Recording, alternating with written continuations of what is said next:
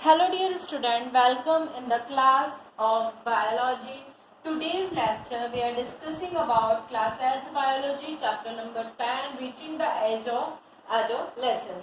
Okay, today we are discussing about the topic hormones. Okay, if we talk about hormones, hormones are the chemical substance which coordinate the activity of living organism and their growth. Hormones क्या होते हैं? एक तरीके के chemical organism होते हैं, chemical substance होते हैं सॉरी, जो क्या करते हैं, कोऑर्डिनेट करते हैं लिविंग ऑर्गेनिज्म की ग्रोथ को और उनकी जो अंदर की मेटाबॉलिक एक्टिविटीज होती हैं उनको कंट्रोल करने का काम करते हैं, उन्हें कहा जाता है हार्मोन. अगर हम हार्मोन्स की बात करते हैं तो हार्मोन्स जो होते हैं वो हमारे फिजिकल, मेंटल और इंटेलेक्चुअल और इमोशनल चेंज जो होते हैं एडोलेसेंस के समय, उन सबको कंट्रोल करने का काम करते हैं हार्मोन्स. और ये जितने भी हार्मोन्स होते हैं इनका काम क्या होता है, कैसे एक्ट करते हैं? They act as a messenger. किसकी तरह काम करते हैं? मैसेंजर की तरह काम करते हैं. और क्या करते हैं? केमिकल मैसेज को बॉडी में एक जगह से दूसरी जगह ले जाने का काम करते हैं, जिसके कारण हार्मोन्स जो होते हैं वो सिक्रीट होते हैं एंडोक्राइन ग्लैंड के थ्रू. और ये एंडोक्राइन ग्लैंड के थ्रू क्या होते हैं, थ्रू आउट द बॉडी में फैलने का काम करते हैं. एंडोक्राइन ग्लैंड जो होती है वो हार्मोन रिलीज करती है डायरेक्टली कहाँ पे, हमारे ब्लड के अंदर. कैसे कैसे वर्क करते हैं? सबसे पहले हार्मोन कहाँ पे जाते हैं? डायरेक्ट हमारे ब्लड के अंदर जाते हैं, direct into bloodstream. हमारे सीधे हमारे कहाँ जाते हैं? ब्लड के अंदर जाते हैं, ब्लड स्ट्रीम के अंदर ये जाने का काम करते हैं. ये हार्मोन क्या होते हैं? ट्रांसपोर्ट होते हैं, है ना, सर्कुलेशन के थ्रू. और केमिकल मैसेज के ट्रांसपोर्ट होते हैं, ना, ट्रांसपोर्ट बाय द ब्लड. किसके थ्रू ट्रांसपोर्ट होते हैं? ब्लड के थ्रू ट्रांसपोर्ट होने का काम करते हैं. हार्मोन्स जो होते हैं केमिकल मैसेंजर होते हैं जो इंफॉर्मेशन और इंस्ट्रक्शन को कैरी करने का काम करते हैं. Carry information and instruction. ठीक है, इंफॉर्मेशन और इंस्ट्रक्शन को क्या करते हैं, ये कैरी करने का काम करते हैं.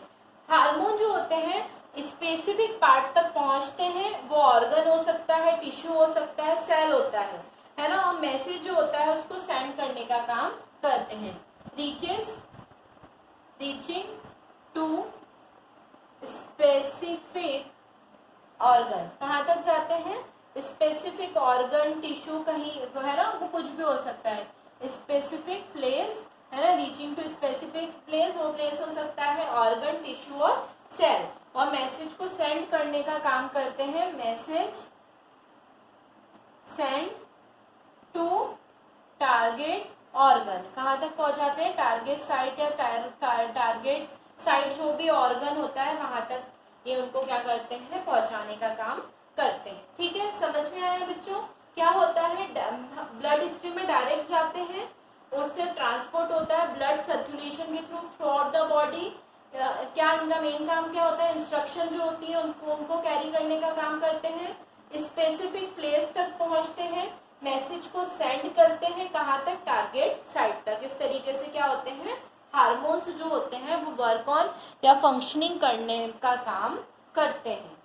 Okay, now we are discussing about the role of hormones in the initiating reproductive function. मतलब अब हम किसके बारे में बात करेंगे? अब हम बात करेंगे रोल, हार्मोन के रोल की, कि हार्मोन का क्या रोल होता है, किस तरीके से वो फंक्शन परफॉर्म करते हैं.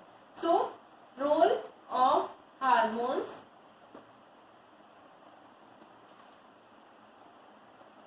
इन initiating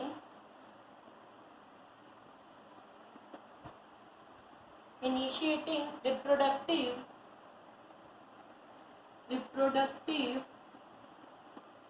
function. ओके, इसके बारे में हम क्या करने वाले हैं, डिस्कस करने वाले हैं. Hormone play an important role in the initiation the reproductive function of adolescence. मतलब एडोलेसेंट जो पीरियड होता है उस समय हार्मोन का बहुत इंपॉर्टेंट फंक्शन होता है रिप्रोडक्टिविटी को कंट्रोल करने के लिए, है ना। In other word the onset puberty is controlled by the hormone. हम ये भी कह सकते हैं कि प्यूबर्टी जो है वो किसके थ्रू कंट्रोल की जाती है, हार्मोन के थ्रू कंट्रोल की जाती है। Tasty produce male sex hormone called testosterone and ovary produce female testosterone called progesterone और oestrogen. These sex hormones are under the control of hormones secrete from the pituitary gland। ठीक है, दो तरीके के hormone secrete होते हैं। Tasty से होता है टेस्टोस्टेरोन हार्मोन, है ना, और ओवरी जो होता है उससे होता है, दो हार्मोन सिक्रीट होते हैं, एक होता है प्रोजेस्टेरोन एंड एस्ट्रोजन। ठीक है, ये दो हार्मोन सिक्रीट होते हैं, ये मेल के अंदर और ये फीमेल के अंदर। ठीक है, ये दोनों जो हार्मोन होते हैं ये किसके थ्रू सिक्रीट होते हैं, सिक्रीटेड बाय पिट्यूटरी ग्लैंड। ठीक है, हमारी बॉडी के अंदर एक ग्लैंड पाई जाती है जिसको पिट्यूटरी ग्लैंड कहते हैं या फिर इसको मास्टर ग्लैंड के नाम से भी जाना जाता है। ये कहाँ पे लोकेटेड होती है, हमारे ब्रेन के अंदर लोकेटेड होती है। The pituitary gland secrete many hormones, one of which is luteinizing hormone or LH hormone. LH hormone stimulate testes and ovary, release testosterone in male and progesterone and estrogen in female. And the other hormone develop mammary gland inside the breast and the secrete sex hormone result in the development of secondary sexual character in male and female।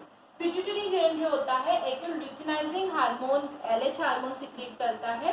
वो mail और female के अंदर ये जो hormone होते हैं इनकी activity को कंट्रोल करने का काम करते हैं और यही हार्मोन मेल के अंदर टेस्टोस्टेरोन हार्मोन को सिक्रीशन के लिए इंस्पायर करते हैं और फीमेल के अंदर प्रोजेस्टेरोन और एस्ट्रोजन के सिक्रीशन को इंस्पायर करते हैं। इसके अलावा ये जो हार्मोन होता है ल्यूटिनाइजिंग हार्मोन एलएच हार्मोन, ये क्या करता है, मेमोरी ग्लैंड जो होती है ब्रेस्ट के अंदर मेमोरी ग्लैंड को भी एक्टिव करने का काम भी यही हार्मोन करता है। और इसी के थ्रू क्या होता है मेल और फीमेल दोनों के अंदर सेकेंडरी सेक्सुअल कैरेक्टर जो होते हैं वो डेवलप होने का काम करते हैं। किस हार्मोन के थ्रू, ल्यूटिनाइजिंग हार्मोन के थ्रू, जो कौन सिक्रीट करता है, पिट्यूटरी ग्लैंड सिक्रीट करती है और इस तरीके से रोल प्ले करते हैं ह्यूमन के रिप्रोडक्टिव फंक्शन को परफॉर्म करने में। ओके, इसमें एक चीज और क्या देखने को मिलती है कि सारी जो है सेकेंडरी सेक्सुअल कैरेक्टर वो भी किसके थ्रू कंट्रोल हो रहे हैं, कहीं ना कहीं हमारे हार्मोन के थ्रू ही कंट्रोल हो रहे हैं। विदाउट हार्मोन वो भी सेकेंडरी सेक्सुअल कैरेक्टर भी प्रॉपर तरीके से डेवलप नहीं होंगे, तो उनके लिए भी क्या है, इसका बहुत ज्यादा इम्पोर्टेंस है। इसके बाद अगर हम बात करते हैं reproductive phase of life cycle in human, reproductive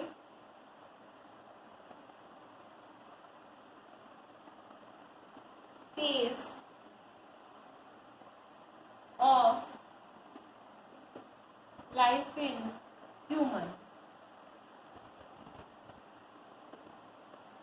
ठीक है, adolescents become a capable of reproduction when the testes in the boy start producing sperm and the ovary in the girl start reproducing ova or egg. In the woman, the reproductive phase begin at the puberty 10 to 12 and they generally last till the approximately 45 to 50 year। है ना, इन्होंने क्या बोला, adolescence जो होता है reproductive phase होता है बॉयज और गर्ल्स के अंदर। बॉयज के अंदर स्पर्म का प्रोडक्शन स्टार्ट हो जाता है और गर्ल्स के अंदर एग का प्रोडक्शन स्टार्ट हो जाता है। प्यूबर्टी पीरियड जो होता है जनरली फीमेल के अंदर प्यूबर्टी पीरियड होता है 10 से 12 की एज का, जो आपको मैं ऑलरेडी बता चुकी हूँ।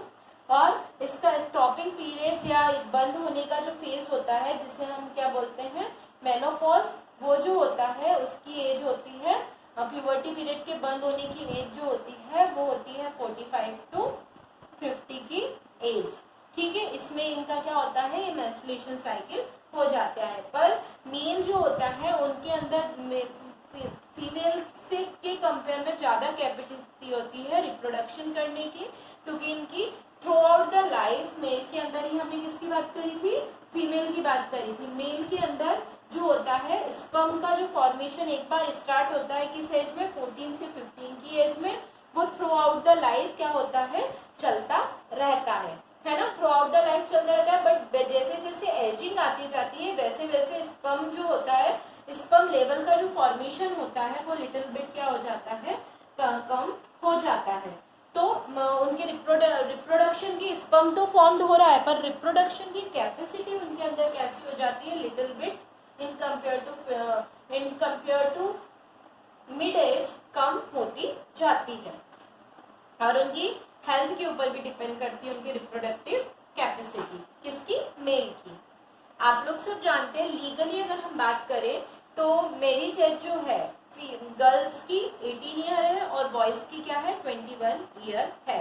गर्ल जो होती है, girls younger than 18 year age है ना, ये माना जाता है कि 18 साल की उम्र तक गर्ल्स जो होती है, यही हार्मोन और प्यूबर्टी पीरियड और इन सब के कारण कि वो कैपेबल नहीं है, क्योंकि वो रिप्रोडक्टिवली हेल्दी नहीं होती है सेक्स से पहले और मेंटली वो तैयार नहीं होती है मदरहुड के लिए। इसलिए अर्ली मैरिज जो होती है वो फीमेल की बॉडी के लिए क्या हो सकती है, हार्मफुल हो सकती है। बहुत सी बार ये जो होते हैं ये बहुत इतना ज़्यादा हार्मफुल हो जाते हैं कि इस अर्ली एज में अगर मदरहुड कैरी करती हैं छोटी एज की फीमेल्स तो उनकी डेथ तक हो जाती है। थ्रू आउट द लाइफ बहुत ज़्यादा कॉन्सिक्वेंसेस देखने को मिल सकती है। इसलिए गवर्नमेंट ने डिसाइड करा है मेल और फीमेल की मैरिज एज को, मेल की होती है 21 और फीमेल की होती है 18 ईयर। अगर इससे पहले इनकी शादी कर जाती है तो ये एक लीगल ऑफेंस होता है जिसके लिए बहुत ज़्यादा कड़ी सजा मिल सकती है।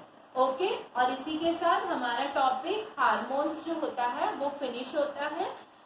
हम नेक्स्ट लेक्चर में हमारा न्यू टॉपिक स्टार्ट करेंगे, that is menstruation cycle, menstrual cycle हम हमारे नेक्स्ट लेक्चर में डिस्कस करेंगे। इसके अलावा हम एक और टॉपिक डिस्कस करेंगे नेक्स्ट क्लास में, that is sex determination. Okay student, till then have a nice day, goodbye student.